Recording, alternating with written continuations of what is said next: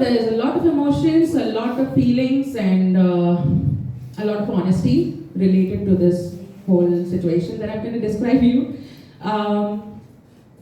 There is a saying in the Gen Z these days, and it's called Delulu is the only solulu, right?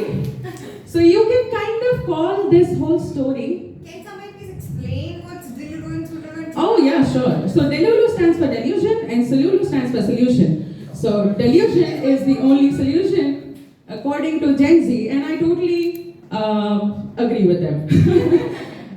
Anyway, so let's get started. I'm unconditionally and irrevocably in love with someone. And this is the first time I'm talking about someone I love in front of an audience. I know, dreadful.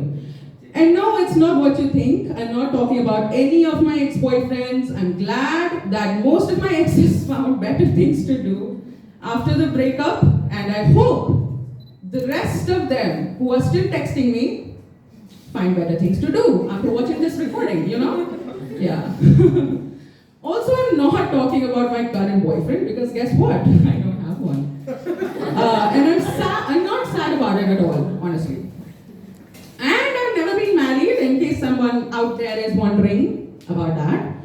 Okay, so as I said earlier, I think the popular Gen Z phrase, Delulu is the only solulu, is the best way to describe my situation. And the reason I'm calling the situation delusional is because I don't think I'll be crossing paths with this particular guy I'm in love with at any point in life.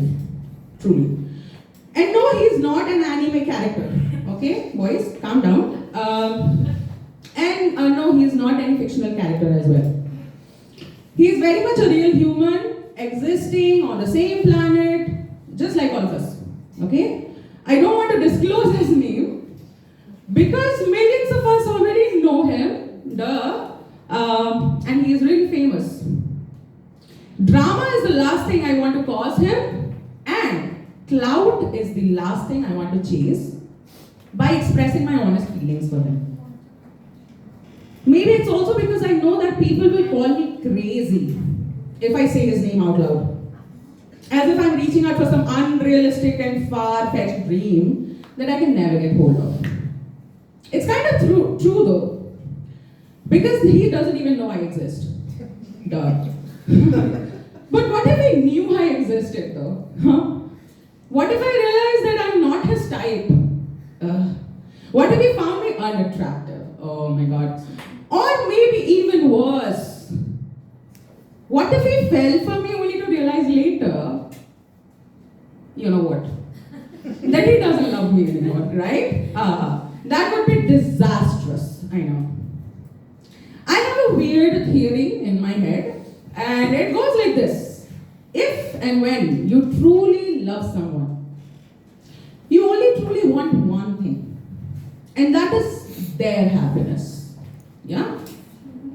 Even if their happiness means your absence from their life. Okay? Mind you, your absence from their life. If that is what means as happiness for them, I'm repeating this because a lot of people here are very broken-hearted. Yes, hello, I'm talking to you boys. Yeah. Okay. I think I'm way too happy with this whole romantic relationship with him that only exists in my head. I'm so excited to share this with you guys. There's a part of me that yearns for him so deeply and constantly. Oh my gosh. But then there's a part of me that's scared of even having the first conversation with him. What if I screw things up before we can even build anything up? I really can't afford to say or do anything wrong to him, honestly. And I know for a fact that we both are human, above everything else. As much as I'm scared to make any silly mistakes when it comes to him, I'm also scared that he might bring my supposedly healed bruises back to hurting and bleeding bruises. Maybe it's better if we stay unacquainted. Maybe it's way better to never really get to know each other. Because there are only two options after we get to know each other, honestly. Either we intertwine our souls to the point where we possibly can never go different ways. Or we do, in fact, end up completely never wanting to cross each other again. I see a very little chance for the former and a huge chance for the latter to prevail. Maybe it's my fear of abandonment or my fear of rejection that always keeps me safe by making me think that I'm better off without him. God knows exactly how excellent I am at trying and convincing myself to conclude that I'm indeed better off without a romantic relationship. But despite being a sucked laundry, at this point I couldn't help but write him a long ass email.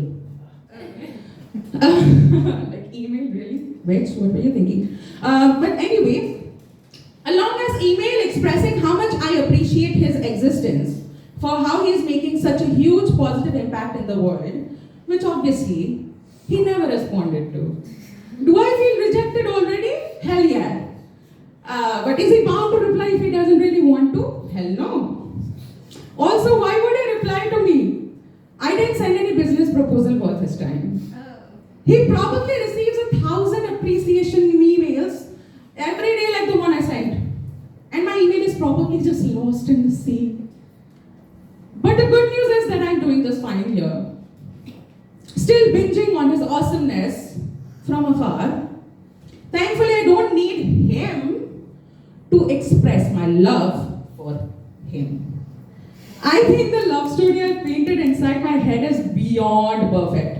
I think I should not ruin that at any cost. Not even at the cost of having him, himself, in my life. For real. Really. I have been dodging romantic advances from guys I've known all my life since the moment I fell in love with him. And it's not even bothering me, to be honest. For a fact, I know what they really want from me. And it sure as heck doesn't include intertwining with my soul. Yeah, that's all I would give it to you. And I don't want anything other than that to be true. And that's the reason why I don't want him in my life either, if he doesn't wish to have the same intent as me. He can have his little flings here and there with other girls, you know. And I wouldn't cry about it, really. I will try and make peace with it. He'll get married also at some point. And I really hope he finds the kind of girl he really deserves. He's way too amazing, and I wouldn't want anything less than what he really deserves. And finally, to end this whole delusional solution, and as far as my love life is concerned, I am way too comfortable in this beautiful, lovely bubble I'm in. I already have him with me in this bubble, and I hope and pray it never bursts. I would rather prefer being alone than looking for him in different bodies, if that makes any sense. Not until it's he himself who decides to burst this bubble to let me know that he would rather have me beside him every waking moment of his life.